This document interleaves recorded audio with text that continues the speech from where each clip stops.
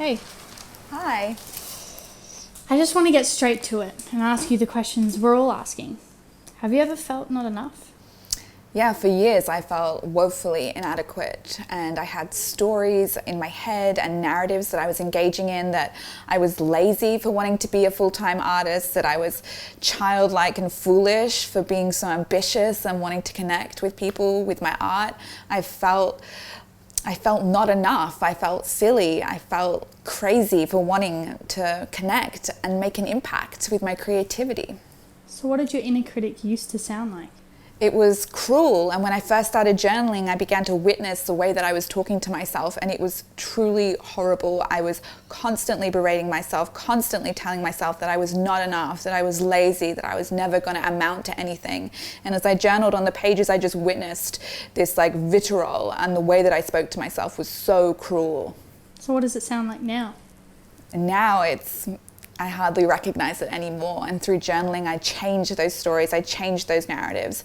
And now I have this gentle, mothering coach of an inner critic.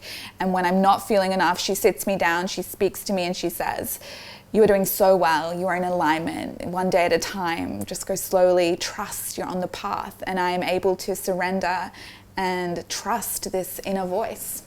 So what are some limited beliefs we've inherited from our culture?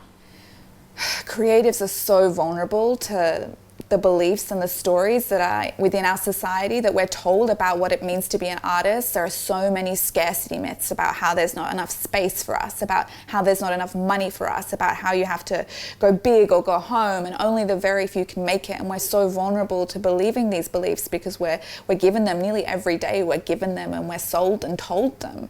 And I believed for a really long time that there just wasn't any money for me, that I was going to have to go through publishing houses, and I was getting rejected left, right, and center. And I didn't believe there was space for me, or money for me, or time for me and my art.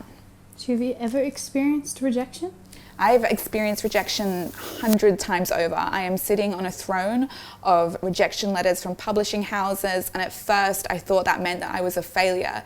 But then I realized that I didn't need anybody to tell me that I can do what I want to do, and I gave myself permission, and I published my books, and I connected with thousands of creatives, and I'm doing the work that I want to do despite the rejection from others.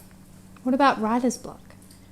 I experienced chronic writer's block until I realized that it was my perfectionism that was getting in my way.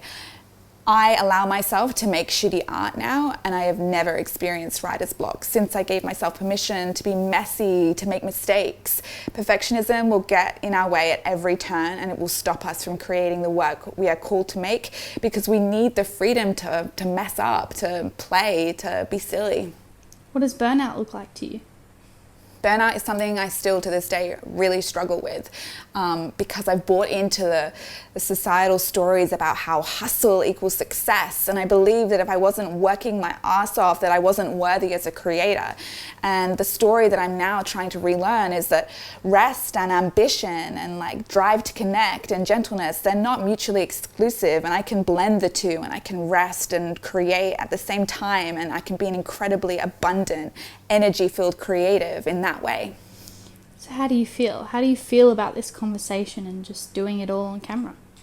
I know so many creators who just don't want to take up space, and I know how awkward and uncomfortable it can be on camera and to hear our own voices, but that's why I've created this course, to invite you to take up space fully, to do the art that's calling your name, to put yourself out there, to speak loudly, to take up space, because we need you and we need your art.